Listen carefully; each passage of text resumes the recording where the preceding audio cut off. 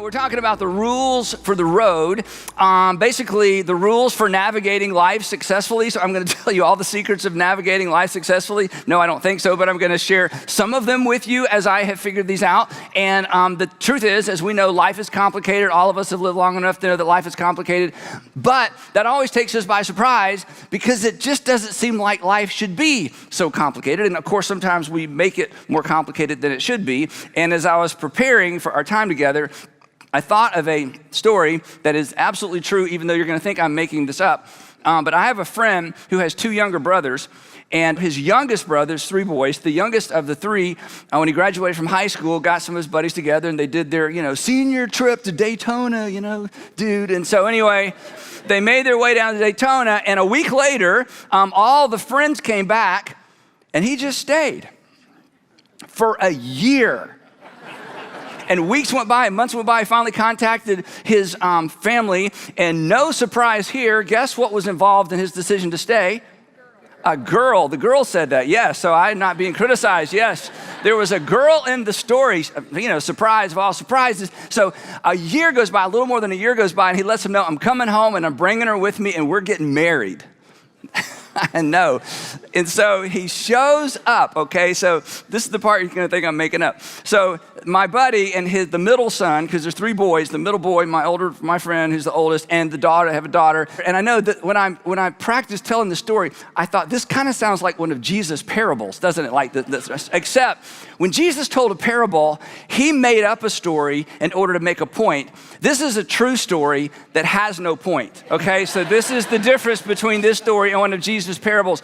So, no lie. So he gets there with the girl, and they walk in, and lo and behold, his girlfriend, fiance, recognizes his brother, the middle one. Because 2 years earlier, the middle son had graduated from high school. I told you you're going to think I'm making this up. And he also went to Daytona Beach and met said girl, but he came back without her. So they decide not to tell the younger brother. Yeah, this is going to be a secret, right? For how long? That's how long, not very, okay? So sure enough, the younger brother marries this girl, and I'm not gonna tell you the end, it's terrible. It did not end well, okay? So the point is, it is important to know the rules for the road and to obey the rules for the road, lest you have a bad ending to your story. So what I wanna do for a few minutes is I wanna give you these 4 rules for the road, okay? And 3 of them are really common sense, but sometimes it's so important for somebody to remind us of common sense because here's what you know, you've lived long enough to know this. Common sense, it's not always that common, is it? Yeah, so rule number 1, rules for the road. Number 1 is this: don't travel alone. Life is better connected. Life is better with friends. You are not made to do life alone. Don't isolate yourself, especially when things aren't going well. Don't isolate yourself. Don't listen to that voice. And when it comes to not traveling alone, here's something we should have learned in high school, but most of us didn't. When it comes to the people that you're doing life with, don't just gravitate toward acceptance. Don't just gravitate toward acceptance. Now, we don't think about choosing friends or picking friends because that's kind of weird. Like, how would you actually pick a friend? I mean, would you interview them? No, would you? No. So what happens, this what happens, we don't really choose our friends or choose who we do life with sometimes. We just gravitate toward the group that accepts us first. And if you're new to this city or you're new to this community, of course, your natural inclination, like mine would be, is to gravitate toward the people who are most, who have open arms because again, most of us don't want to be isolated. So the trick to this is don't be content to do life with people who just like the music you like and don't just like the restaurants you like and don't just watch the shows you like and don't just watch the movies you like. Find people who not only share your taste in music and food, find people who share your values. Because at the end of the day, and this is something we've all learned the hard way, but we never outgrow this principle. Our friends, the people that we're doing life with, the people we're journeying with, our friends really do determine the direction and the quality of our lives. And we think, no, I choose my own direction. You just look back on your own history like I would. The friends, the people, the world that you move in relationally determines determines, and sometimes it over-determines what you thought you determined for yourself, determines the direction and the quality of your life. And one more thing on this, and I'll move on to number 2. Surround yourself with people who are taking care of themselves. And here's why this is important. This is just a principle. People who are taking care of themselves will be more inclined to take care of yourself. And people who don't take care of themselves will be less inclined to watch out and to take care of yourself. And oftentimes, again, the first group of people that we interact with in a new job, in a new city, whatever it might be, a new gym, that first group of people, we're always gonna have something in common with them. But to wait and to allow that inner circle to be the people that are moving in the direction you're moving in, this is how you finish the journey. Well, it's just a principle. Rule number 2 for the road, and don't judge me too harshly for this one, but don't pick up strangers, okay? I mean, haven't you heard this your whole life? First, when we were little kids, it was don't what to strangers, don't, yeah, and then it was don't take what from strangers? Yeah, and then you got a car and it's like don't put any strangers in your car. And the problem with all those rules, I mean, it's good advice, is that no one ever defines stranger for us. It's like we're just supposed to know what a stranger is. And you're thinking, well, if a stranger is just somebody I don't know, I'm never gonna get to know anybody. So I thought, since we're all adults, that I would define stranger, okay? Because this is a big deal. A stranger is just someone who's strange. That's what a stranger is. So don't pick up people who are strange. Now there's a problem with this, and the problem with this is, just to be honest, you're a little bit strange, right? And I'm a little bit strange. So I brought in the definition, okay, because this really is an important point, okay? So I changed it to this. A stranger is someone who is stranger than you. How about that, okay? Wherever you are on the strange meter, they're just a little bit stranger than you. Now this is really a really important principle, and here's why. Because the healthier you are, you know this, the healthier you are, the more helpful you can be. And when you and I allow the wrong influences in our life, again, you think, Andy, are you talking to middle schoolers? No, this is true for all of us our whole lives. When we allow unhealthy people in the inner circle, not that we can't have unhealthy friends. I mean, all of us have unhealthy relatives. I mean, there's just no way to avoid all unhealthy people or strange people, whatever word you want to use. Be kind to everyone, serve everyone, but be cautious. The rule for the road is, you can hand money out the window, but you just don't invite everybody into the car. The healthier you are, come on, you know this, the healthier you are, the financial healthier you are, the physically healthier you are, the mentally the healthier you are, ultimately, the more helpful you can be. So just be careful who you allow into that inner circle. So let me ask you this question, and we'll go to number 3. Do you have any strangers in your life? Do you have any strangers in your life? Is there anybody in your life, and if you're honest, they're making you less healthy? Do you have anybody in your life, ladies, let me just address you ladies. Are there any guys in your life, and because of your relationship with them, you're beginning to doubt yourself? He's a stranger. He's a stranger. Ladies, you need to stop, open the door, and invite him out of your car. You need to close the door and, give him $5 or buy his donuts or whatever's going on, but just don't let him drive around in the car with you, okay? Because he's a stranger. He's causing you to doubt yourself. Guys, there may be a stranger in your life that's a friend, or it may be somebody you're dating, or it may be somebody who's dating you, and then you woke up and you were dating them. You ever have that happen? It's like, oh no, I think we're dating. When did it start? I don't know. I think she started before I do, but now we're dating. I don't know how that happened.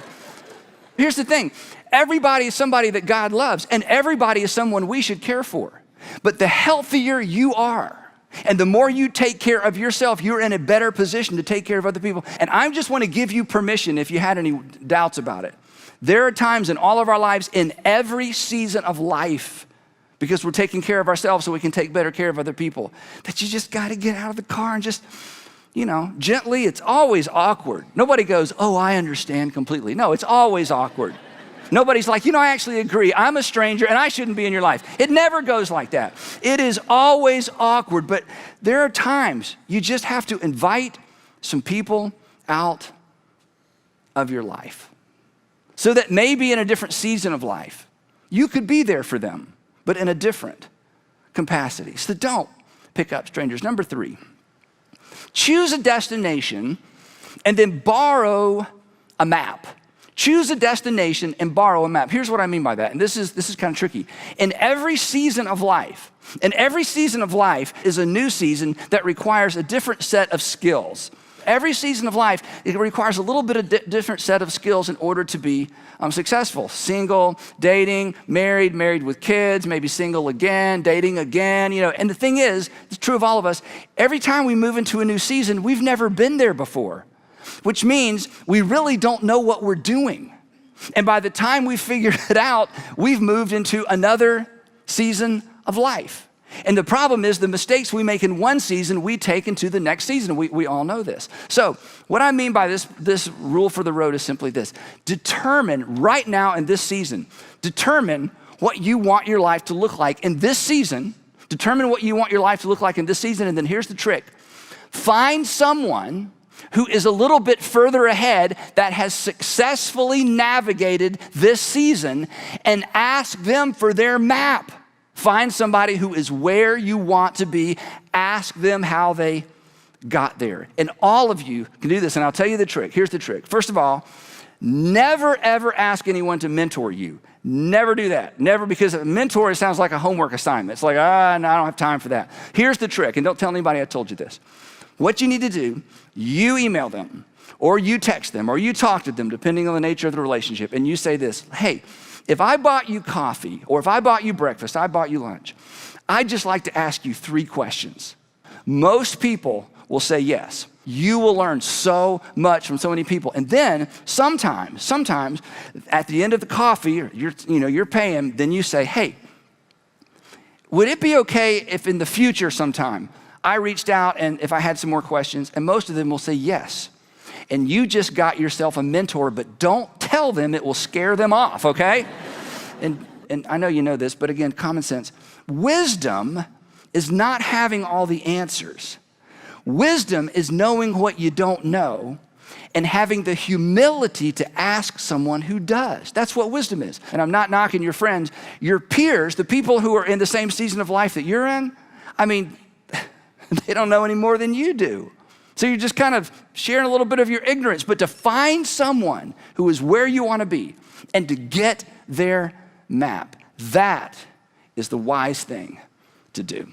4th one, don't carry any unnecessary baggage.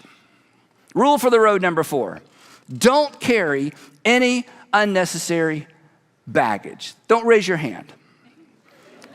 Do you have baggage? I know you do. Because after 18, we all have some, right? I mean, we just all do. We've all been hurt. We've all been betrayed.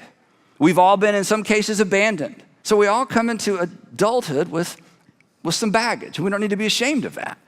But we certainly don't need to carry it any longer than necessary. Because baggage leaves us kind of eaten up on the inside, right? And it leaves us insecure. It always leaves us insecure.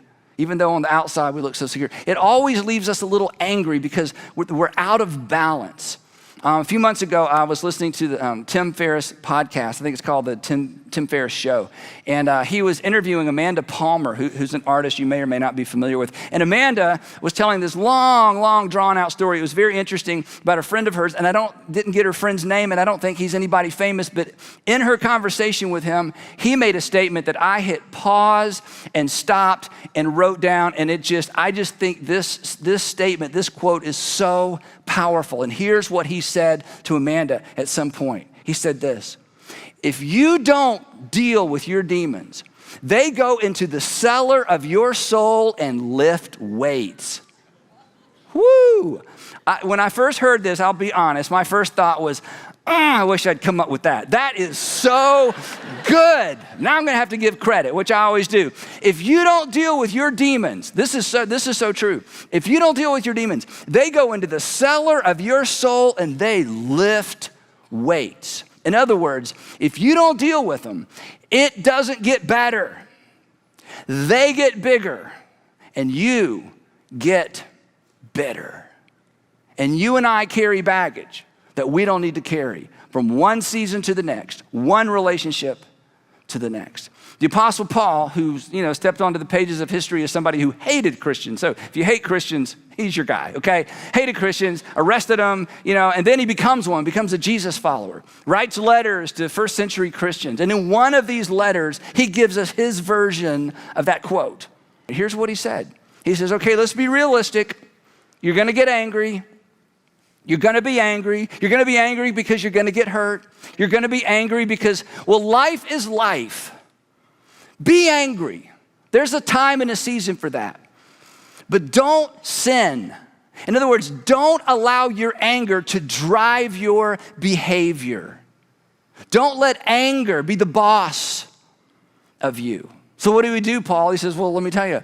Be angry, but don't sin, and put a time limit on it. Don't let it just go on and on and on from season to season and relationship to relationship. Don't be angry, but don't sin, and don't let the sun go down while you're still angry. And this was a common saying in the first century. And it wasn't literal. It's not like, hey, you got to deal with this before the sun goes down. It's like, what if the sun was already down? Do I get like 24 hours? So it's not literal. He's saying, you know what he's saying? He's saying what we kind of already know. Don't just let it go on and on and on. You've got to deal with this. You've got to cap this. You've got to stop this. Don't let the sun go down while you're still angry, and don't give, and he uses kind of the same terminology as the quote, and don't give the devil space. Don't give the devil a foothold. Don't give the devil a toehold, because if you do you know what he's gonna do? He's gonna go down in the cellar of your soul and build a gym. And if you don't deal with your demons, they're gonna move in and they're just gonna lift weights in the cellar of your soul. You're like, Andy, are we talking about literal demons and literal devil? You know what? In terms of this principle, it doesn't matter what you believe about that. Because intuitively, instinctively, there is something happening here that all of us have experienced from some time. So let me ask it a different way. You got any demons down there lifting weights? If you're not sure, ask around. The people closest to you know the answer to this. And if you ask them, and when you ask them, they step back before they answer, you know the answer, right? Because here's the tragedy of carrying around too much baggage. The people that suffer the most are the people we love the most. So this doesn't, the irony is this doesn't hurt the people that hurt us. It hurts us. And it hurts the people that have nothing to do with the people who've hurt us. So Paul's point is deal with this as soon as possible. Don't carry any of this any longer than necessary. Don't carry it season to season. Don't carry it relationship to relationship. Again, the only person that gets hurt, you know this, is you. Then he goes on. This seems so unrealistic. He says, come on, get rid of. He makes it sound so easy, doesn't he? Get rid of all bitterness. And the idea is pick it up, take it to the street and leave it. Pick it up, take it to the street and bag it and leave it. Get rid of all bitterness, rage, anger, along with every form of malice. And I know, I've been doing this a long time. When I stand up here and say something like that, you're thinking, okay, well, Andy, so your mama hurt your feelings one time and you were bitter and if you heard my story, you might be thinking, if you heard my story, you may give me a pass. You may say, you know what? Your story is so bad. You sit over here in the past section. You do not have to get rid of your anger and bitterness. You hang on to it. You need to hang on to that, because if you don't hang on to it, you're going to be like letting them off. So you get a pass. So the question is this even possible? Is it possible? Is it really possible? Well, it must be. And in just a minute, I'm going to make a suggestion about an exercise you can work through to do this. But then next, Paul connects what he's saying to Jesus. Now, if you're not a Christian or not a Jesus follower or not a church person and somebody paid you to be here, somebody bribed you to watch this, I get that. I would just say to you, figure out a way to get rid of your bitterness. Because the demons in the cellar of your soul are just lifting weights. And I know, I'm just going to give you the benefit of the doubt. I know your anger is justified. And I'm going to assume your bitterness is justified. And I'm going to assume that if you got up here and told your story, we would be like, well, no wonder. But for your sake, and for the sake of the people that you love, would you figure out a way to get rid of it? So here's what Paul says next. He says, if you're a Christian, this isn't just advice. You have to do this. Because if you're a Christian, there's way more at stake than simply you. He says, be kind and compassionate to one another. Why? Because treating people well is our brand. Treating people with kindness is our brand. Treating people with kindness and compassion isn't extra credit. Treating people with kindness and compassion is our brand, because Jesus said, the way people are gonna know that you're my follower is what you do at 11 o'clock on Sunday morning. No. The way people are gonna know that you're my follower is by how well you treat other people. So anything that keeps you from treating people well is in the way of following Jesus. Unresolved hurt, unresolved abandonment, unresolved whatever it might be, always gets in the way of love. So why not get rid of it? And now he tells us how. Forgiving each other. Easy for me to say standing up here, I know. Easy for me, but important for all of us.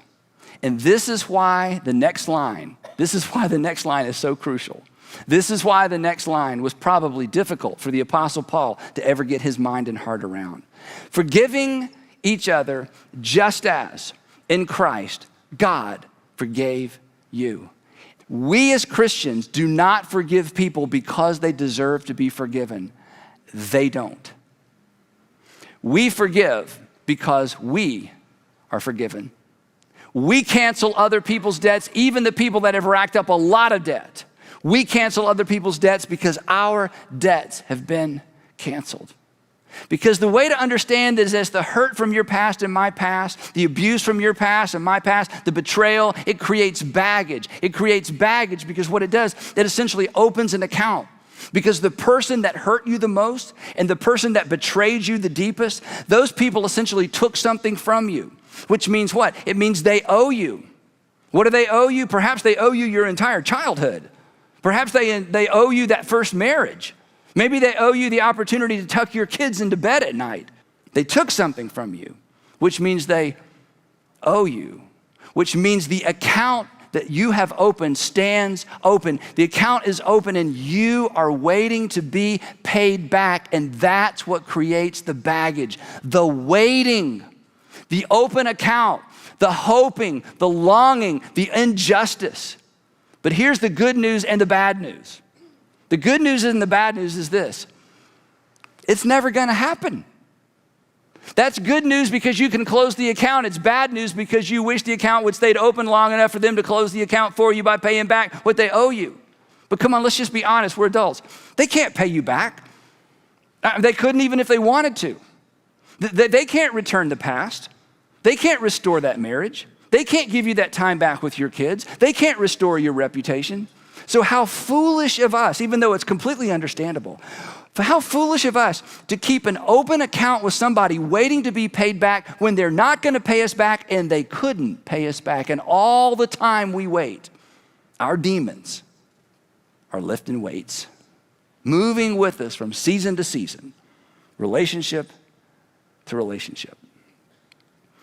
The way that we get rid of all bitterness, rage, anger, along with every form of malice, is by closing the account, by deciding, do you know what? I'm gonna do precisely what they don't deserve for me to do. I am going to forgive them, because forgiveness is a decision. But more specifically, and this may help you, forgiveness is a decision to cancel a debt. The way that you move ahead is by closing the account. And to close the account requires three things that I want to give you real quick. If you have your phone, you may want to take a picture of this next screen. So here's how this works. The first step, there's three things. The first one's real easy. The first one is identify who. You've already done that, right? Identify who. Who took from you? Who took from you? And then number two, this is the part that everybody skips, and this is where people get hung up with canceling debt and with closing those accounts. You have to determine what was taken from you. As long as you are trying to forgive generally, you will never have specific freedom. So the second part of this is so critical, and this is the part most people skip. You need to sit down and you need to write down exactly what they took from you. Make a list. They took your dignity. He took my time. She took my 20s.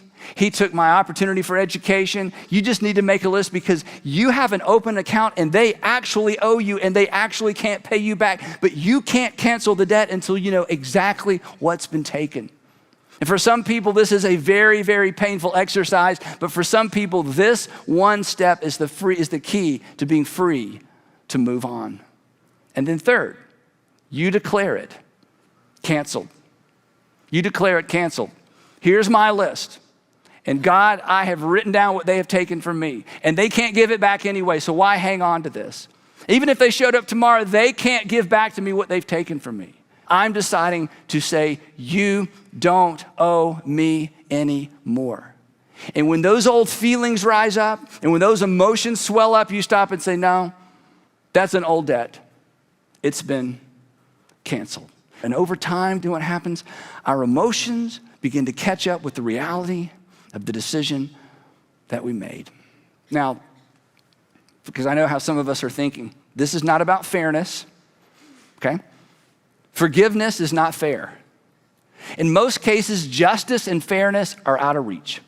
This is about freedom. Freedom from the control of those who hurt you, that you continue to allow to hurt you because you won't close the account. So if this strikes a chord with you, I mean, those first three, rules for the road, they're kind of common sense. You may have some work to do there, but I'm telling you, to travel with unnecessary baggage is to ensure that your future will never be as bright as it could be. To travel with unnecessary baggage guarantees that your future relationships will be more complicated than they need to be. So would you get alone? And would you identify who? Would you determine what? And then would you declare it canceled? And don't carry any unnecessary baggage. Cancel those debts, close those accounts, and keep them closed. And over time, those voices and those conversations will grow weaker and weaker, and one day you'll recognize and realize they're gone for good, and you will be free.